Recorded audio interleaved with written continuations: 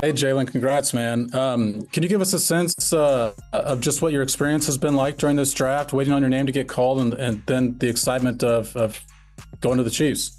Man, it's been crazy. Just hearing all the names being called, passing me, and to hear my name in the fourth round, it's an amazing call, and it's just blessing. So it's really. I wanted to ask you something about your game specifically. Obviously, your yards after the catch really stands out. Can you kind of take me through the pride that you take in that, and then just your ability to do that? Yeah, just trying to add some couple yards to the catch, and it's definitely been a factor in my game. I played running back growing up, so I'm used to getting some yards at the contact and yards at the catch, and just helping the offense. Maybe 3 yards, each catch. Be helpful.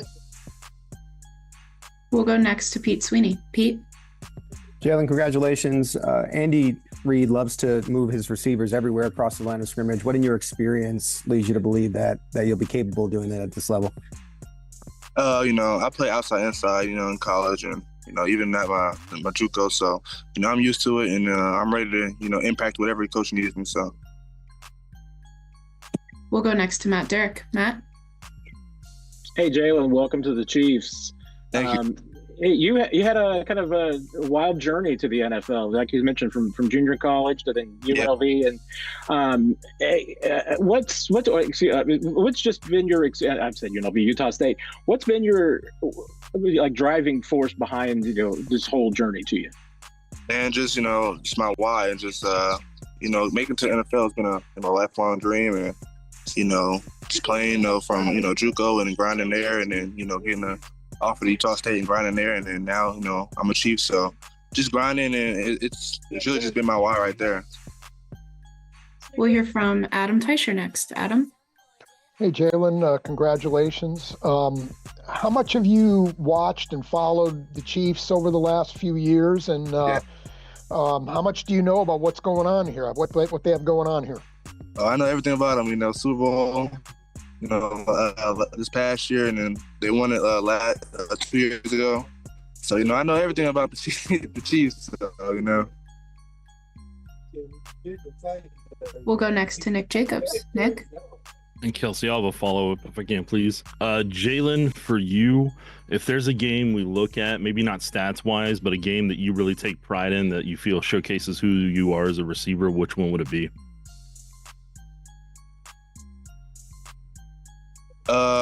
Probably USC. I feel like that game shows everything that receiver does, and whether I didn't have as many stats, I was still out there blocking and helping others create. So. Yeah. And something here in Kansas City, obviously the Chiefs take everyone's best shot every single week because of the stature of where they've earned themselves to be. For you, what has prepared you for that moment from playing the game? Just taking it one day at a time, and just proving my best every time, and just I guess just going out there and just showing the world that I can do what I need to do. We'll go next. We'll go next to Matt McMullen. Matt? Hey, Jalen, 2 quick questions for you. I know this happened like 5 minutes ago, but what's it mean to you that you're going to catch passes from Patrick Mahomes next season? It means a lot. They're the best quarterback in the league, so just catch passes from him is amazing. And secondly, are you a baseball fan at all? I've just started getting into baseball. Our quarterback back at Utah State, he's a big baseball fan, so he's trying to get me into it. Well, the team in Kansas City is the Royals. Are you aware of that? I know. Match made in heaven. Yes. We'll go next to Taylor Kaufman. Taylor? Hey, Jalen. Welcome to Kansas City. Just how excited are you to be part of, this Andy Reid offense and, everything that they're able to do here? Super excited. They've shown they can be the best offense in the league, year in and year out. So. And it looks like we have one more question for you, and that'll come from Harold. Go ahead, Harold. Hey, just to follow up on that, you weren't aware that the baseball team here in Kansas City is called the Royals? I mean, I knew they were. I don't really. All right. Great to see everybody. With the first round pick there, 32nd pick in the draft, the last pick actually, and we were able to draft Josh Simmons from Ohio State. he's a left tackle. He played left tackle there and at San Diego State before transferring there. So Josh, we felt was a phenomenal athlete. Would have been a higher pick, obviously, if he hadn't been hurt. Rick Burkholder has done a bunch of work on him, and he's in a good place. He had a patellar tendon injury to his left knee, and then it's healed well. He's gone through all the rechecks that he's been required to do, and we'll just see where it goes from there, whether he does a rookie minicamp or not. We'll just see once he gets here what he can do there. But he's done well. Those are normally 6-month or so injuries, and he's right about that time out, so from being injured. And within that, we also got a 5th-round pick with a trade with Philly, and so it worked out well there. Worked out well for Philly. They got the player they wanted. We got the player we wanted, and we also had a nice pick added to the mix, in which we didn't have a 5th-round pick. So that I thought that was a good pickup by Brett. But I thought Brett and his guys did a great job there of working that. Andy, when do you see him ready to go? I mean, training camp, is that a reasonable? He'll definitely be ready for training camp. Yeah, but he'll be able to do some stuff up until then. Before that. How important was the visit that he had here, as far as both the medical side and also just getting to know the kid and the maturity side? Yeah, Matt, we had a chance to bring him here. We met with him at the combine. So we had that visit with him, and we brought him up here for one of the 30 visits. Had a good visit with him there. Had a Zoom visit with him, a couple different Zoom visits with him. So as late as yesterday. So again, just to make sure we were doing our homework there. But Coach, what did you really see? We felt comfortable with it. Sorry, didn't mean to interrupt. What did you really see lacking in the lineman area that makes you think Josh Simmons could really close the gap there and be a good fit for the team if he's able to get healthy? Yeah, I think what you heard from the guys announcing this thing was true. I mean, he would have been top 5 or 10 pick, and so it's a position that we can use some good players at. I mean, just an addition of good players. You can't, and in particular at the left tackle spot, if and when he can jump in there and do that. So, and he's flexible where he can play any spot, but. We felt like he was a true left tackle there. Do you see him fitting in immediately at left tackle? Yeah, we'll see. We'll just see where it goes. I mean, I tell you that Andy plays those guys all over the place, so we'll just try to find the 5 best and get him in there going. But I feel like he can go in there. Again, the kid that we picked up in the free agency, he can play right or left too. So we've got some flexibility there. Were you a little surprised he was there as the draft was unfolding? Yeah. I figured there might be a chance having coming off an injury, but I think when as you guys get to know him a little bit and the time that you have to study and talk to other people about him, that you're gonna find out he's like really a super athlete, and that's where we were a little bit nervous whether he'd be there or not be there. Yeah. What is it about his style and traits that fit what you like to do and with the offensive line? Yeah, well, I think he's good in the run and the pass game. But obviously you're looking for guys that can anchor down in the pass game. And that becomes important, especially on the left side with a right-handed quarterback. And we have such good players that we go against that play that defensive end spot that I think it's important that you get you find a guy that can. It seems like you guys have 3 good tackles now. Fair to say that that'll just sort it out based upon training camp. Yeah, I think that's a positive thing. Coach, you're going to see probably lots of this happening as you move forward with guys playing at different schools, different levels, and things like this. What did you see from this kid as he moved up from a lower level of football to Big Ten as he progressed? Yeah, bigger school, more pressure, gets better competition, and there are a couple things there when you look at that. The fact that he actually made that transfer And that's a tough decision somewhere he had to make. Like, there's got to be a little trust in your ability. You go from San Diego State to Ohio State, and then he gets there and he starts for 2 years. So that tells you that he's got ability, and skill, and he was able to show that there. You said, it sounded like you met with him a lot. What did you learn about him as a person just throughout this process? Yeah, he's a good kid, and I think the thing you saw when he moved from San Diego State to Ohio State was just that's a little bit more of a pro style at Ohio State and the verbiage and all that. And you saw where he got better with all of that as time went on. And so we were able to get in and kind of introduce him to our offense and see if he could handle that going forward. And it was very similar to some of the things that Ohio State were doing. And so it looked like it would fit pretty good there. But I think that's a big jump, though. I think when you make that move. Just to the extent you're willing to share, obviously you guys do medical evaluations on all players. What extra work do you have to do for a player? What are you guys able to do with Josh to ensure that Yeah, so the league does the rechecks. So, you're getting the check at the combine, then they do a recheck, and then you bring him in here and you can look at him. We've got a pretty good idea of where he's at. I mean, does he have to go out and do it? Yeah, he's got to go out and do it, but it's not one of those where you're looking at it going, it's a problem, either a bad surgery or he just hasn't been working it.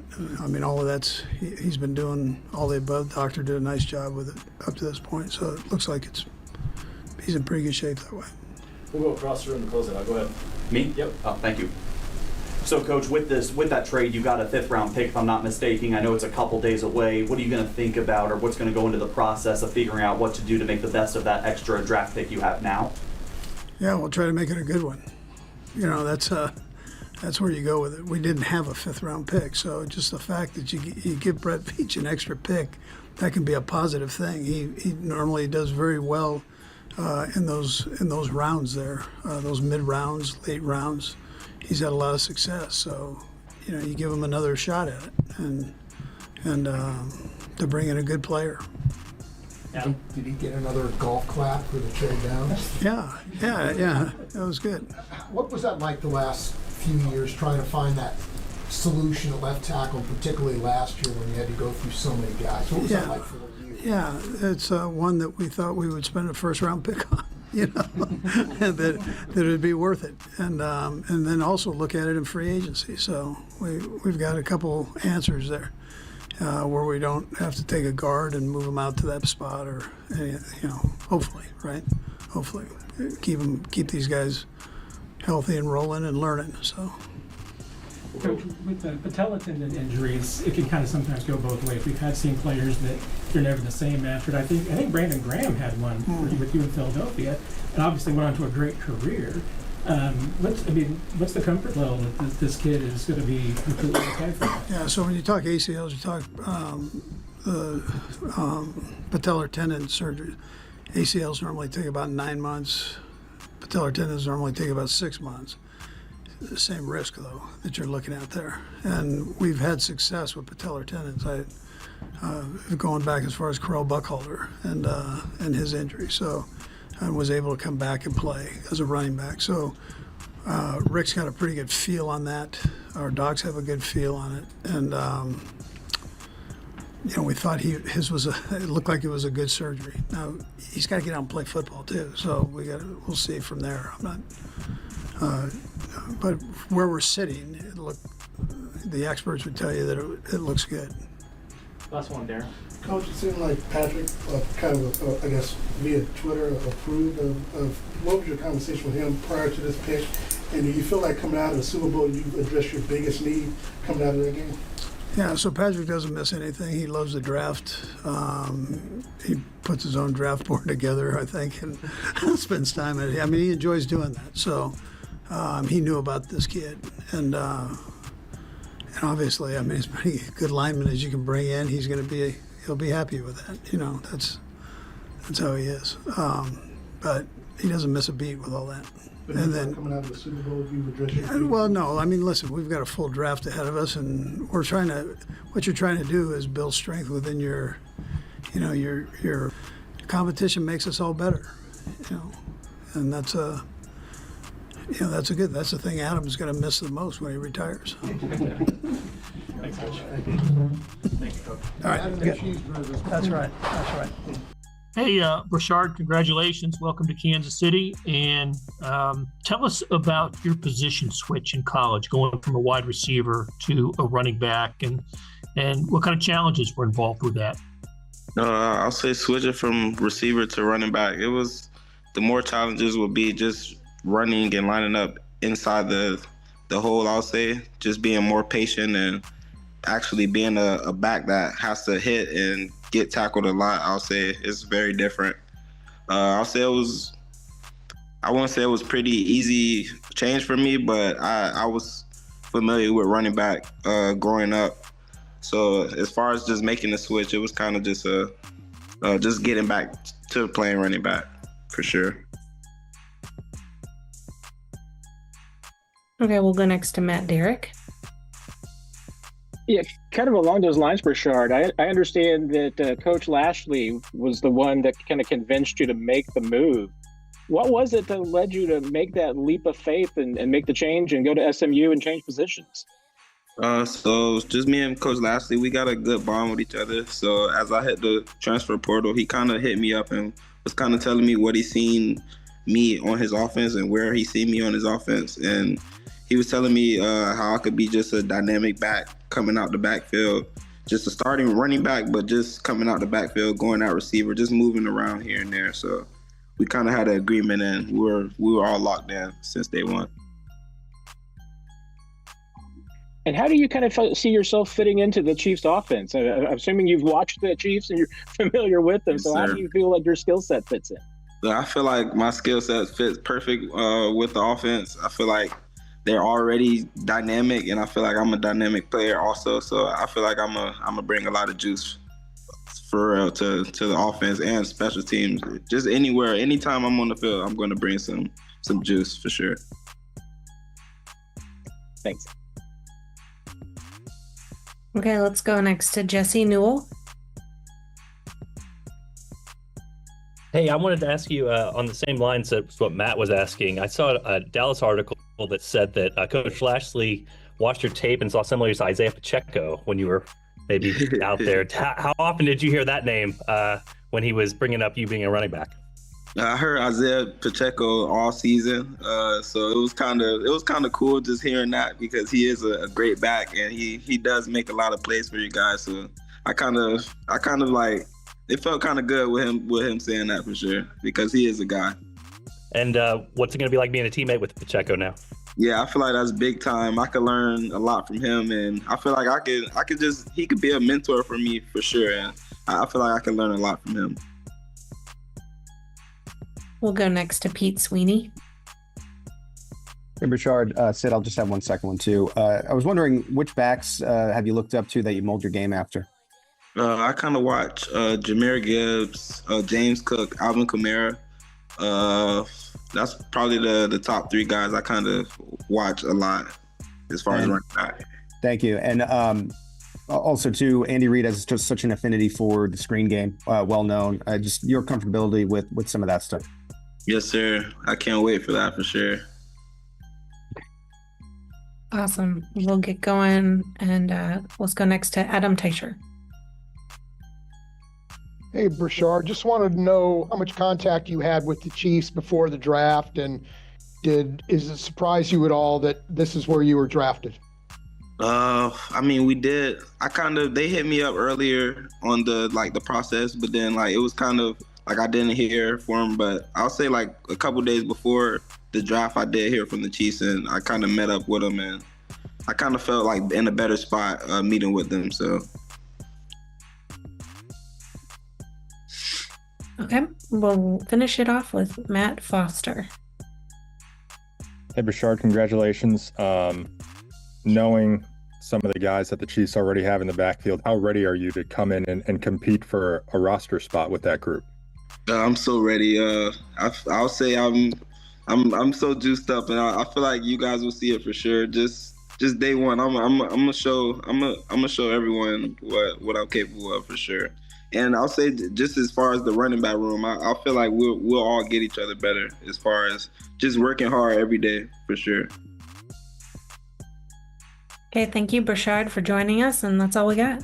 Yes, sir. Thank you for having me. On Saturday, as the Chiefs drafted wide receiver Jalen Royals in the 4th round out of Utah State. The 6-foot-tall, 205-pound Royals was a big play machine over the last 2 years, with 10 catches of at least 50 yards, the most of any player in the FBS. He caught 71 passes for more than 1,000 yards and 15 touchdowns in 2023, and he was off to a great start last season too, with 55 grabs for 834 yards and 6 touchdowns through 7 games before a foot injury ended his season early. He was 4th in the FBS. What's up, Chiefs Kingdom? It's Jalen Royals here, man. I'm excited. I'm ready to get to work. It means the world to me to be drafted by this organization, and whatever y'all need me to do, I'm ready. And let's go, Chiefs. Currently, they're following me a little bit, but I was inside with mom, dad, brother, sister. What kind of communication did you have with the Chiefs? I had some pretty interesting calls with Coach Spagnoli.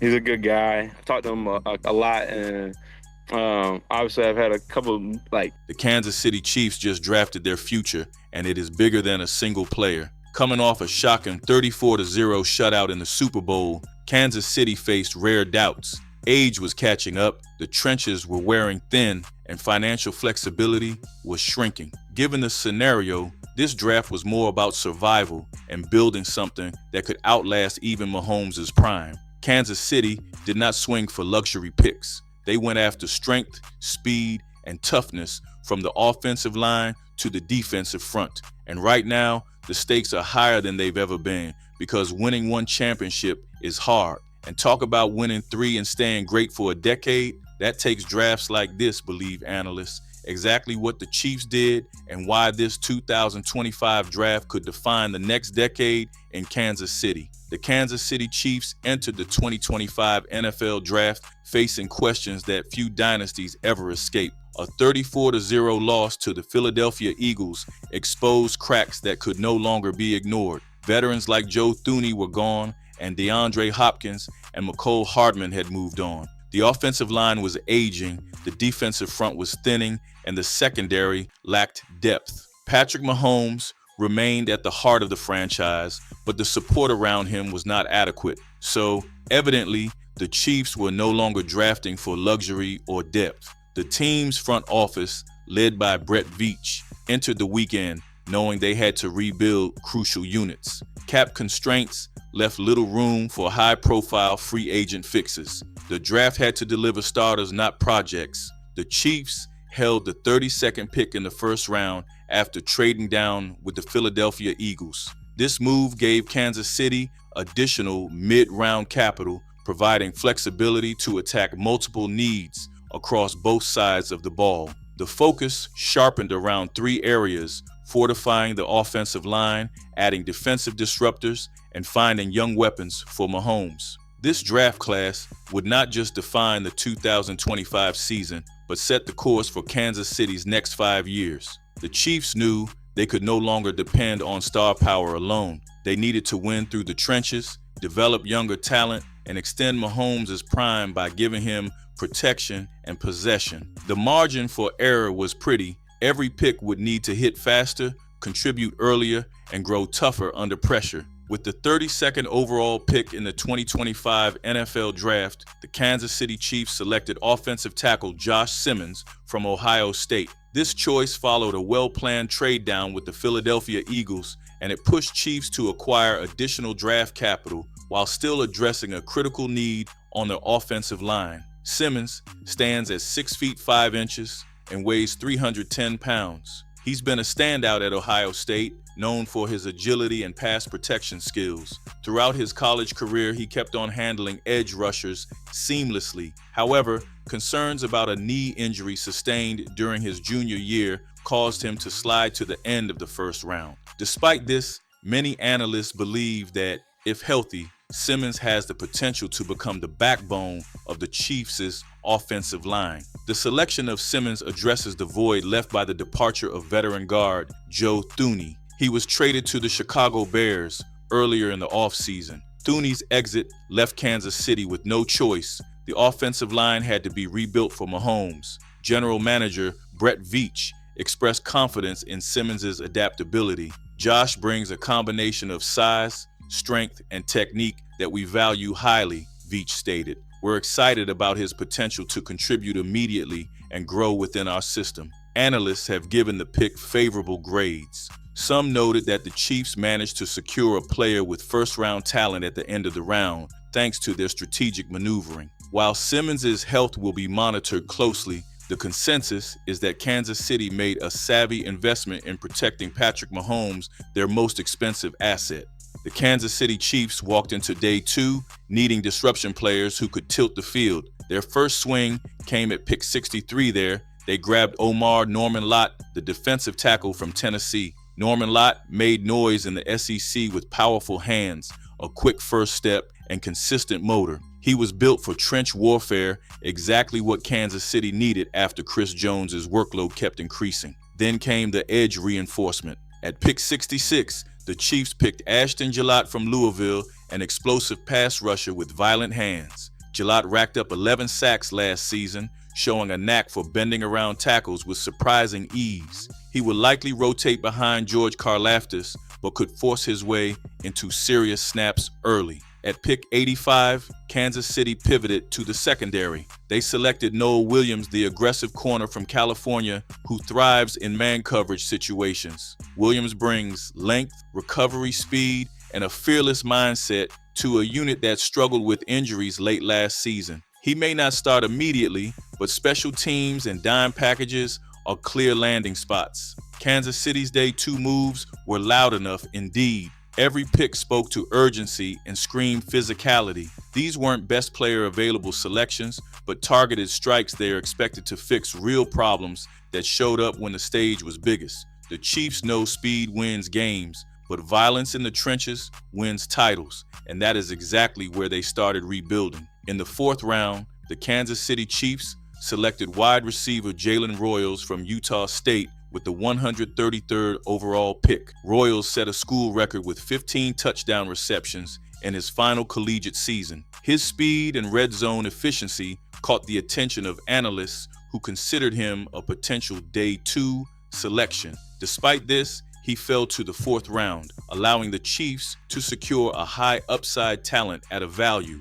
Royals joins a receiving corps that includes Travis Kelce, Rashee Rice, and Xavier Worthy. His addition points to the team's effort to fill the void left by the departures of DeAndre Hopkins and Mecole Hardman. At 22 years old, Royals is adored for creating separation and stretching fields. In the 7th round, the Chiefs selected running back Brashard Smith from SMU with the 228th overall pick. Smith's versatility as both a runner and receiver adds depth to the backfield. His raw speed and pass-catching skills provide additional options for the offense. According to analysts, these selections reflect the Chiefs' strategy to enhance their offensive arsenal with young, dynamic playmakers. Will these rookies rise to the occasion and become integral parts of the Chiefs' offensive success? Kansas City never hid its real mission this draft. After years of carrying the offense on brilliance alone,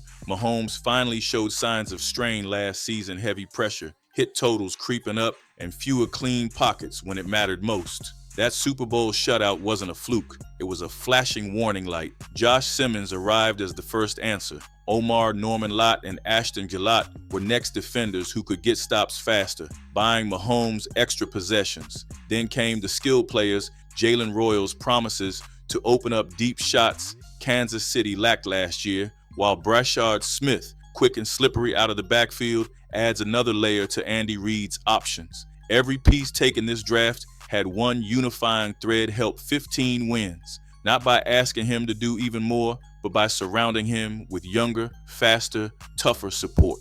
It's easy to look at Mahomes and believe time stands still, but the Chiefs know better. They drafted like a team that understands how small a prime window really is. And now the real question hangs in the air. Did Kansas City move fast enough to stay ahead, or are they already playing catch-up? Kansas City's 2025 draft is seemingly built for staying power. A young tackle to protect Mahomes, fresh legs for the defensive front, and new weapons who could stretch the field again. It reflects optimism. However, there are real risks here, and no one inside Arrowhead would deny that. But the Chiefs bet on themselves and on their coaching, and sometimes those turn out to be the best bets ever. Did Kansas City draft enough firepower to keep the dynasty alive, or is the gap already closing? The answer will come soon. Until then, stick around and subscribe if you haven't already.